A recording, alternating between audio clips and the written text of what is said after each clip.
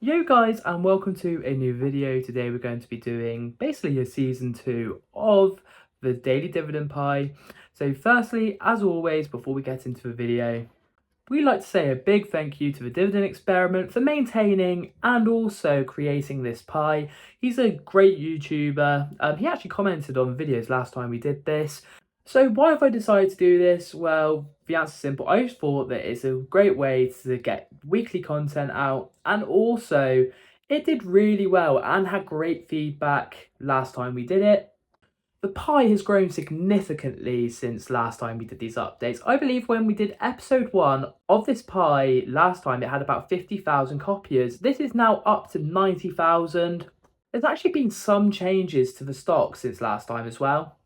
So firstly, when would you want to invest in this pie? Basically, this pie is built for dividend frequency, not necessarily like the greatest dividend or growth.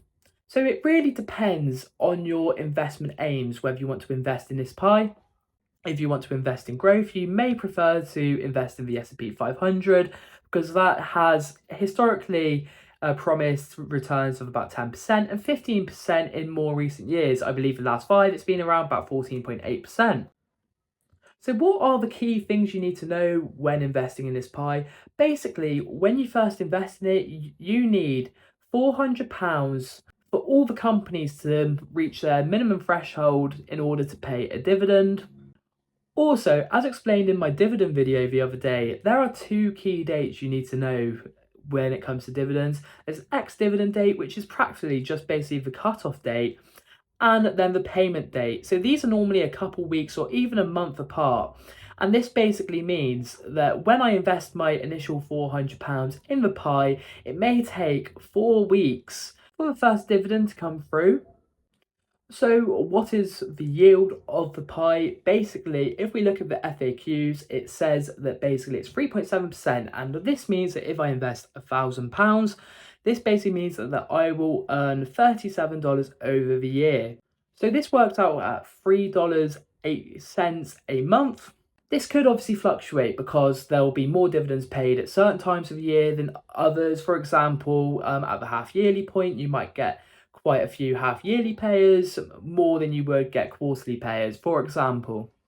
So would I recommend this over the S&P 500 or ETF investing? I probably actually wouldn't. I think that you probably get a much better investment to go into an ETF. But some people do get satisfaction from just getting a dividend, me included, even if it's like 1p or 2p, just for returning on your account. It can be nice to see. Also, another reason why I wanted to invest in this pie is basically I'm investing in a lot of these companies already throughout my pie, so it doesn't really change that much. I mean, it will give me exposure to Coca-Cola, PepsiCo, which people said they would probably have a rough year because they think that consumer stocks will struggle this year because of the high interest rates. But it has also got tech stocks, which we've got within our Mag 7 pie, like Microsoft and Apple. And it's also got REITs, which I've been going really heavy in, which are monthly dividend payers, like Reality Income and Stag, which we both have within our REIT pie. So guys, as I said, we invested £400 in this pie in order to meet that minimum £400 threshold. But this means that it will take about 4 weeks for us to get any dividends. What am I going to do? I'm going to invest £50 per week.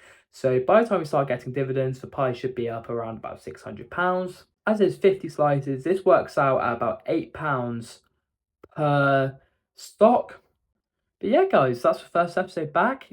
Pretty good to be back, and I'll see you guys next time. Peace.